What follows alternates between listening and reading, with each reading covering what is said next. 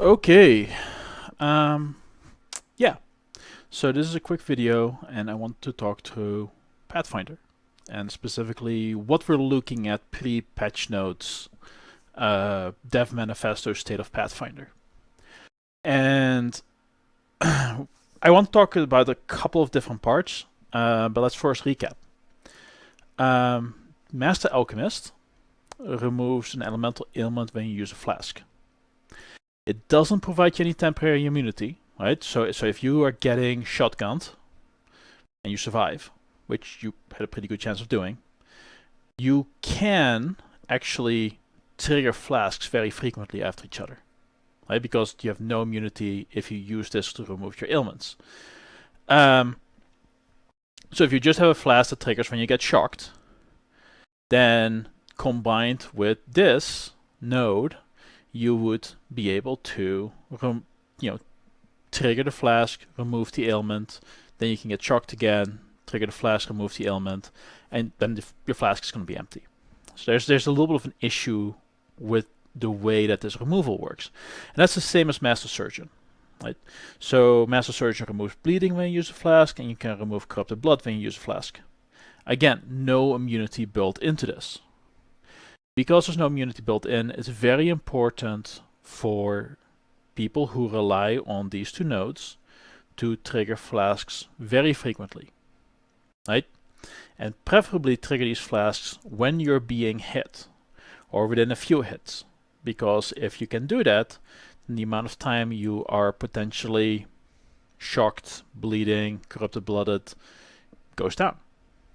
Like, they're not great from a reactive perspective. Like, if you react to being shocked, I mean, there's not like giant visual effects telling you this is going on. There's a little icon in the corner. So you're not going to catch it in time when you're shocked. I mean, you'll see it in the replay. Like, that's when you start looking at all the debuffs on you and you're like, oh, hey, shock's there. That's bad. And what they've done primarily, like they've done something with the freeze, shock, ignite, whatever. That doesn't matter nearly as much. But what they've done is they've changed how frequently you get flash charges, right? And this is the flash charges on hit. So first question, does anybody actually use this, right? So, well, you can check this yourself. You can go to Pathfinder. This is Zizran's Hardcore SSF Gauntlet. And I've just picked out a couple of profiles, but Master Surgeon, 47% usage. And this is for the people level 80 and up. Right, so it's a pretty popular node. It's not as popular as Nature's Adrenaline, which is 80%. Or Nature's Reprisal. There's a lot of chaos building that's happening. But this was kind of the go-to part of the world after the chaos nodes. So let's take a look at what people are doing. Right, so here we have a character. I believe this guy ended up being at the top of the Pathfinder chain. Charges when hit by an enemy, used when full. Charges when hit by an enemy, used when full. Charges when hit by an enemy, used when full. Right?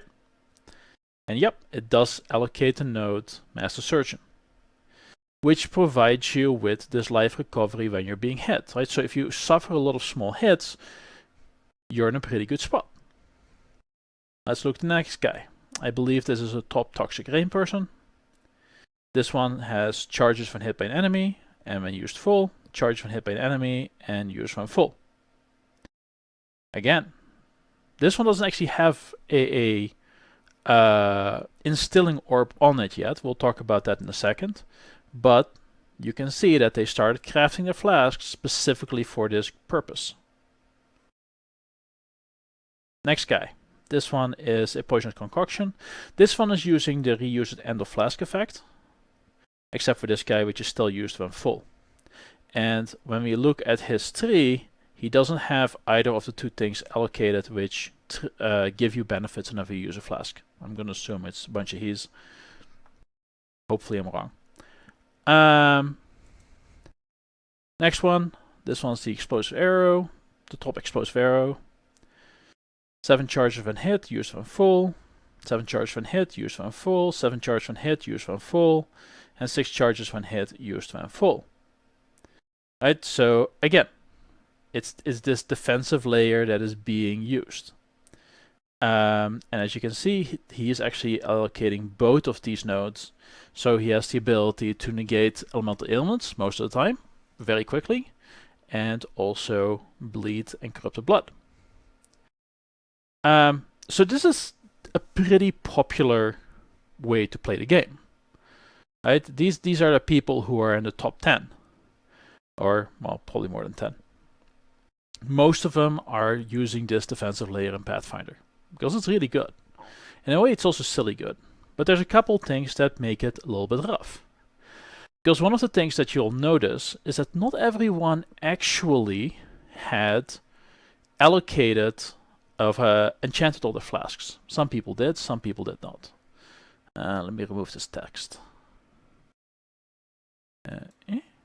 Nope. I know how to use this thing. There we go. So there have been some testing. This is Omnicid. He turned in a whole bunch of 800 Emperor's Lux. And I mean, the screen quality is garbage. But the important thing is that he got, I believe, 20 enkindling orbs and 0 instilling orbs. That's interesting, right? Because you'd assume instilling orbs would be more common than enkindling orbs. But he got 20 of one, which means 4 turn-ins, considering his Emperor's Lock, versus 0. Now the reason that that is the case is probably because there is something miscoded around instilling orbs. Instilling orbs are not currency. Like, they look like currency, they go on the currency tab, they're currency for all implicit purposes, but as far as game mechanics are concerned, if you get currency rewards, I don't think instilling orbs is on the table. If you turn an Emperor's Lock, I don't think instilling orbs is a possible result. If you allocate a node that doubles currency from the strong boxes, it doesn't double instilling orbs. Right, so instilling orbs are artificially relatively scarce, which means that instilling orbs really aren't even available until much later in the game. And then when you do get them, like, you want to make sure you get a pretty good, decent flask to enchant. And ideally you want 7 charges, which is an eye level 80 flasks. And I mean, that means you have to get there, right? So if you play one character first and then go to a Pathfinder, you just grab some flasks from the first character and you're like, hey, here's some eye level 80 flasks, go ahead. But if you're playing Pathfinder as a League starter, then that's a little bit different, right? So let's talk about Normal Lab. At Normal Lab, you don't care about triggering flasks, there's nothing that helps you. Flask uptime can be easier. There can be things that are in effect while you are under the effect of a flask, pretty good. Right, you can get clear, you can get sustain, or you can get speed. That's it. But yeah. At Merciless Lab, or Cruel Lab, I believe goes first, now you can have access to triggers. But at this point, you can't actually craft your flasks yet. Right, because crafting flasks, one, the eye level of your flask is relatively low. And 2, the currency to be able to start triggering flasks just isn't an option. At Merciless Lab, at this point you've finished the campaign, or you're pretty close to finishing the campaign, you might be able to set up 1 flasks to trigger, right? And this assumes that you kill more stuff than you should, which I tend to do anyway. But that's about the first time where you can get the flask that is triggered, that you can start investing into this type of sustain. So, okay, I went from 7 charges to 3 charges. That means that you got about a 50% hit. Not quite. Well, other than that, that math doesn't work out anyway. They're also changing the number of tiers, right? So, for instance, if you look at Alchemists, right? Increased effect and reduced duration. This is another 3-tier one.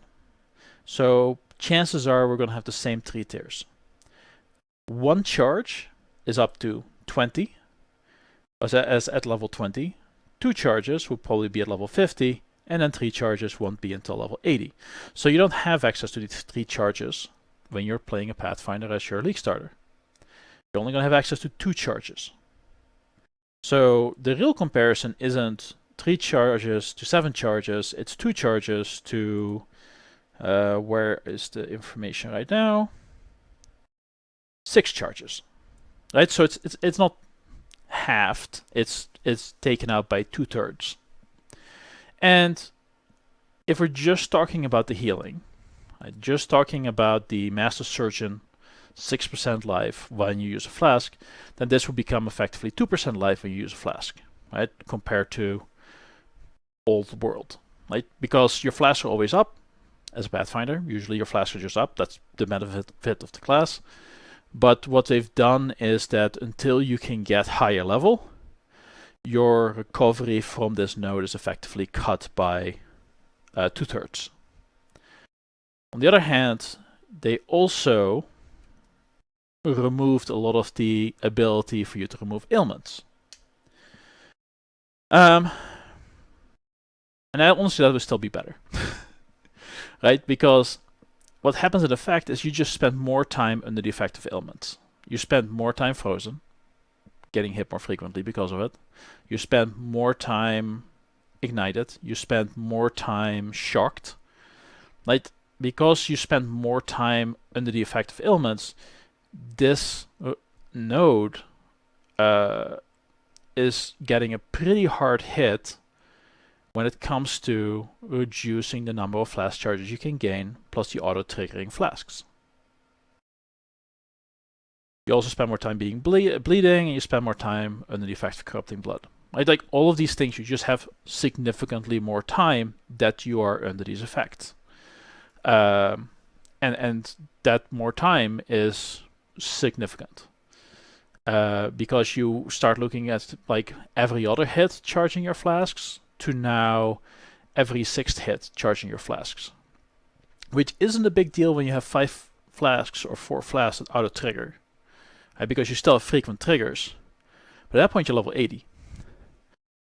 Right? The problem really kicks in at the point where you can afford your first flask, because your question is, do you want to take your instilling orbs and use them on a 2 charges on getting hit flask versus a old school, soon to be old school, 6 charges on getting hit flask?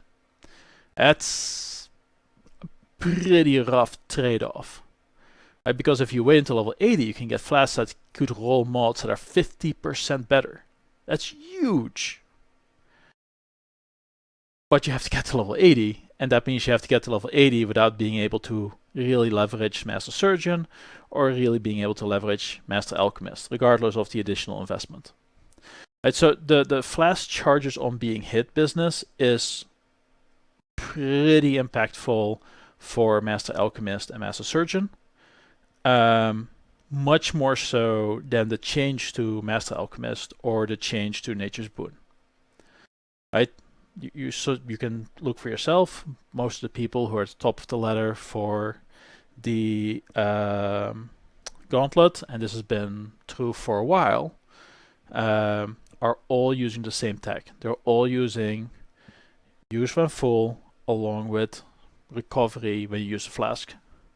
Right, and not all, but a very large percentage. Okay, so is this a bigger nerf once people get to level 80? No, like the effect of the nerf is much lower because you have 4 different flasks. All those 4 flasks are all triggering at different speeds.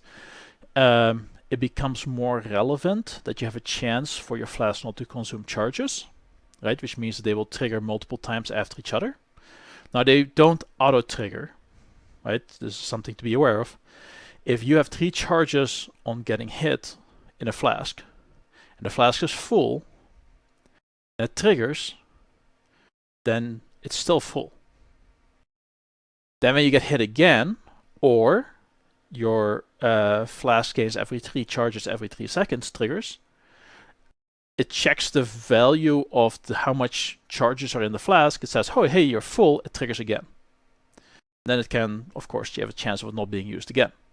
So that's how this particular ability works. It's not like you use this ability and you have the use when full, and that means that your flask gets used up until the point where it's no longer full. It only gets used whenever it's checking how many charges are in the flask, which happens every 3 seconds because of nature boons. It happens when you get hit if you have that mod. It happens when you kill an enemy because you gain some charges. Like, so there's a lot of things like that. So that's kind of, I think, where some of the confusion comes in as to where Pathfinder is at after these changes. It would have been much nicer if instead of 1, 2, and 3, they had 1 and then 1.5 and then 2 and then 2.5 and then 3, because at least you're looking at 2.5 compared to 6 versus 2 compared to 6. Right? That's a significant boost, but they don't want to use fractionals there. They use fractionals in other parts of the game. And if you play Pathfinder, you are very aware that fractional flash charges exist. Right? Otherwise, 10% increased flash charges gained wouldn't do shit. Right? If there's no fractional charges, this wouldn't work. Okay, so that's where we're at right now. Now here's the good news. They're revamping a bunch of uniques, and a bunch of uniques happen to be flasks. So buffing unique flasks is a pretty big boost to Pathfinder. Right? Of course, that Master Alchemist node is not going to see much use, but that's a different matter. Right? Unique flasks provide very interesting build opportunities, and they can be very much, build defining if they're powerful enough. And a Pathfinder can get more flask effect than anyone else, right? Because you can take Nature's Boon, you can take Nature's Adrenaline, then you take the small node, this small node, this small node, and this small node, or that one, doesn't matter. Right? And now you have more flask effect than anyone else can really muster.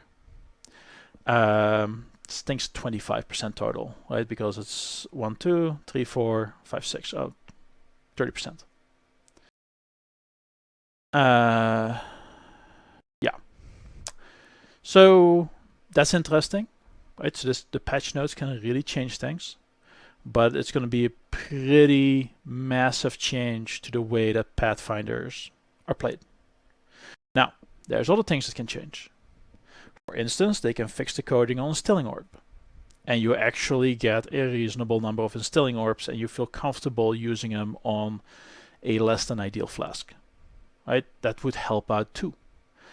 It probably would have to be like a Bismuth flask, which is only 15 charges to get used. But, if you can get 2 charges whenever you're hit, you have some increased flask charges gained.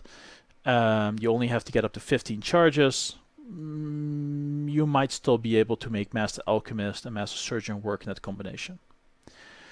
Changes to Droughtbringer can make a pretty big difference as well. Droughtbringer does not work as documented in the post that says this is how Arch Nemesis mods work. It just doesn't. Reworking Droughtbringer could help out a lot. Right now, if you want to play Pathfinder, I suggest you do enough damage that Droughtbringer is never an issue for you. Because Droughtbringer, if you don't do enough damage and you have a prolonged fight, will shut down pretty much your entire ascendancy, right? Because you will not have any flash charges. It's pretty rough. They might do something with Explosive Concoction. I've looked at Explosive Concoction. I think it's literally Fireball, right? If except for the part where you spent charges from a Topaz flask and the other flask, and your damage is split, and you have to worry about penetrating 3 different elements and a whole bunch of other negative drawbacks. But the damage, assuming you have all the charges and ignoring the the ignite, it's a fireball. And the speed for attacks and the cast speed of fireball, it's the same. It's a really bad fireball. So maybe they'll rework that entire skill. Who knows? We'll see. Anyway, this is kind of where we're at for Pathfinder. This is why some people who might be less familiar with the build or the ascendancy are like, hey, this isn't a big deal, and it has a buff with some other high-end uniques. Like, okay. For the people who play Pathfinder, they know how rough it's going to be because these triggers no longer work. Right? There's no immunity to ailments. There's no immunity to corrupting blood. There's no immunity to bleed on this tree. You could get close to it, but we can't get close to it anymore. Those days are over. Now we can get to the point where, like, okay, we can remove it on occasion, which is more of a, call it a not stacking less duration of those ailments. Right? So let's just say that your corrupting blood has now a 40% less duration. Your bleed has a 40% less duration. Your ailments have a 40% less duration. That's closer to how this is going to work, whereas before you could get pretty close to 90% less duration, or 95 or even 100% less duration, depending on how you invested on your tree. So it's a very big swing as to how fragile you're going to be. It's a very big swing at how rough life is going to be once you get to maps. And it's going to be hard to make the decisions as to whether to invest in flasks before level 80. And for the people who really enjoyed making money off of level 80 utility flasks, I think those days may be over. But that's only really important for people who, get there fast and were able to make some quick bucks. Anyway, we'll see where things go. I'll definitely update later on, but I've seen some misconceptions about the impact that this is going to have on the class and how much these different elements of the class are being used. I think that the Master Alchemist, for the people who are pointing to Mage Blood, I think that's more of a buff for, Deadeye or Raider, right? Because you can just grab the Master Alchemist node and play the other Ascendancy. Because if you are using Mage Blood, gaining flash charges doesn't do anything. Chance not to consume flash charges doesn't do anything. Right? This entire Ascendancy node is just dead weight. I mean, I think you can actually use one flask on your build, but still pretty much dead weight. The small nodes are pretty cool, but 20% increased flash charges gained, again, kind of dead weight. Flask Facturation nodes, kind of dead weight. Master Surgeon, that's just dead weight because you almost never use flask because you only have one flask that is able to be used. Nature's Adrenaline is good, but, so is Onslaught, or 100% increased Onslaught effect. So in that case, you would be doing it for the Chaos builds. And I think that the Chaos builds are going to be contrary to their hopes, most likely more tied to the Ascendancy than they were hoping for. But we'll see. Right? Well, we still have the patch notes. Things can change. They have released items related to flasks before in the manifesto. Looking at you, Scourge, that would have completely broken Pathfinder, right? Because we were able to get like 90% chance for flasks not to consume charges. If we can get to those numbers, well, then it doesn't matter that we can't get very many charges whenever we're hit, because flasks are going to be triggering all the time. Right? On average, you need a flask to be used like 10 times before it needs charges again. Well, in that case, Nature's Boon combined with Master Surgeon would be bonkers.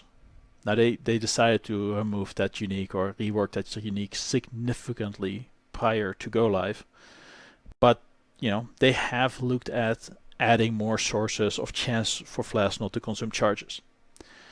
And because Pathfinder has 20% and it would stack, that would be a pretty big swing if it shows up, and it would completely invalidate everything I've said, right? Because now we can trigger flask charges again. Now we can trigger charges over here again.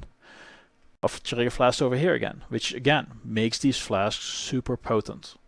So yeah, that's kind of where we're at with these things. I imagine that some of these changes that we talked about, like for instance the coding of the instilling orbs as not being currency, if they change it, it's not even going to be in the patch notes. I mean, we'll see it in game. Instilling orb values are going to crater, although they're never really all that valuable to begin with. But yeah, we'll see how everything else works out. But this is kind of just background on the updates and how important it is to Pathfinder and how prevalent these tactics were. That's it.